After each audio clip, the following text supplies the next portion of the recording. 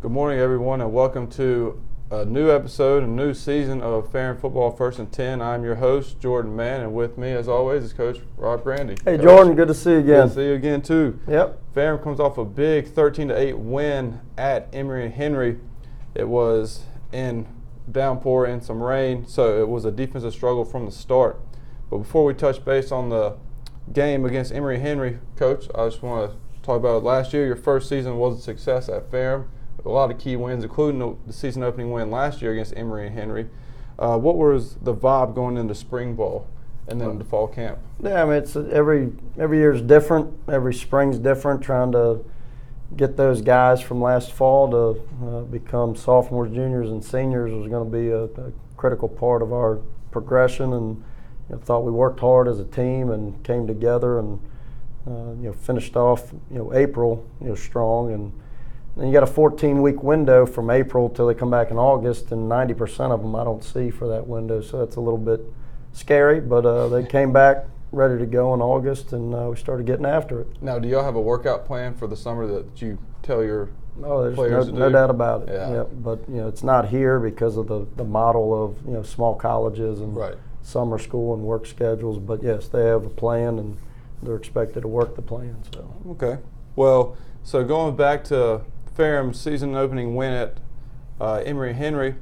Ferrum, like many schools in the first game of the season, like South Carolina, NC State for one, Ferrum was outgained by the Wasps, but that did not mean anything on the scoreboard. As I don't know if you saw the South Carolina NC State game, but NC State dominated South Carolina, but South Carolina won on the scoreboard. And so it came down to a big play of the game by Montel Lee forcing the fumble, setting up the game-winning drive. And what was your thoughts when you saw that live on the sidelines? That's what had to happen. Yeah. It's not a high chance of it. Powerball just hit 2 weeks ago, and we had our own Powerball down in Emory.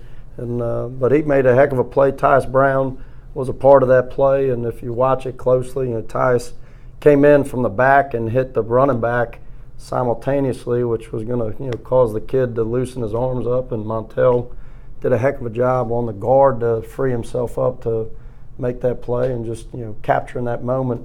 And wasn't something that's got a high probability, but on that day it worked 100. Yeah. And Montel Lee had a big game, 4 tackles for a loss, including 3 sacks in that forced fumble and recovery that he ran for 5 yards.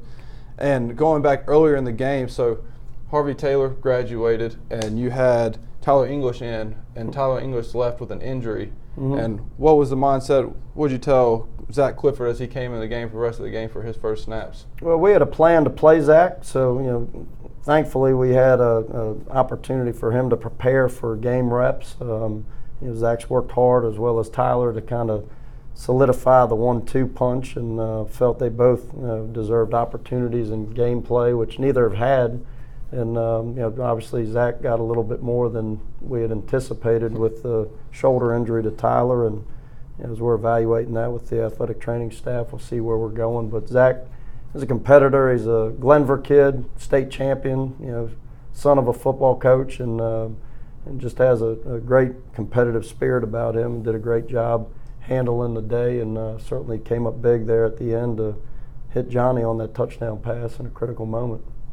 And going back with, as you can tell, it's 13-8 game, and we're talking before the telecast that the keys to the game are don't commit penalties, protect the ball, and convert on third downs.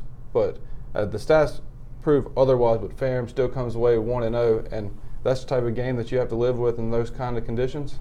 You do, but they struggled with third downs. They struggled with penalties, and they gave the ball away as well. So it was kind of a mixed bag there that came down to one play at the end that obviously was a tremendous football game, win or lose, but I certainly prefer winning. Yes, sir. For sure. Yes, sir. And that makes you 2-0 against your former employer, and Nick Saban's former employers are 0-16, so it's nice to see that you have that number going. You're 2-0, 1,000 winning percentage. Well, that's the second time you've referenced Saban. Last year you did as well, so when you're doing that in a conversation, I'll take it. High praise. Yes, sir. And going to after Montel Lee set up the game on the drive, talking about that drive where Emory Henry stacked the box on man, and he had about a 3-yard gain because that's what the game plan was trying to take man out. Mm-hmm. And then an incompletion. They sacked the box again, but that time it converted to Johnny White for the game-winning touchdown. And that's the play, like, was there an audible, or that's the play that you drew up and he just executed it perfectly? No, it was a play that Luke called, and obviously it wasn't a big secret where their game plan was, stemming, but just trying to crack that code all day was tough. We knew early on it was, points were going to be a premium, so we wanted to continue to, try to control the ball and play good special teams and pick your spots to take advantage of the scoreboard. And that just a play that Zach and Johnny hooked up in a good timing route, and Johnny made a burst for the end zone and finished it off. I'll tell you what, White has had 2 big games against Emory Henry. Last year he had 10 catches for 105 yards and the touchdown to set up the game-winning 2-point conversion to beat Emory Henry here. And then last game, 6 catches for 87 yards and the game-winning touchdown. And Ferrum had 14 completions, but 6 to different wide receivers, so spreading the pill around is what we like to call it in basketball. Yep.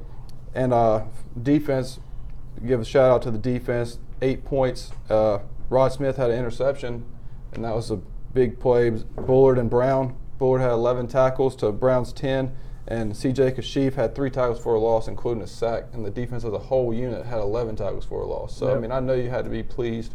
Defense wins championships, and what better way to start off the season with defense?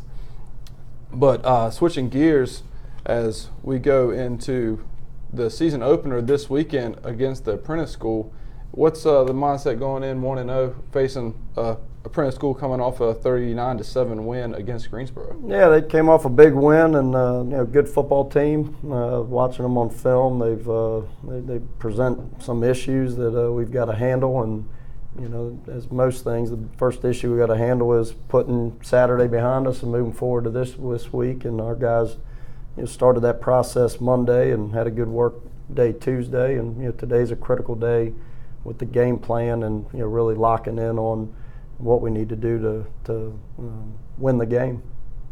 Well, you heard it here first. It's a season opener, the home opener against the Apprentice Shipbuilders at W.B. Adams Stadium. Come out to support your Ferrum Panthers. I am Jordan Mann, and with me as always is Coach Rob Grande. Coach, thank you. Appreciate it, Jordan.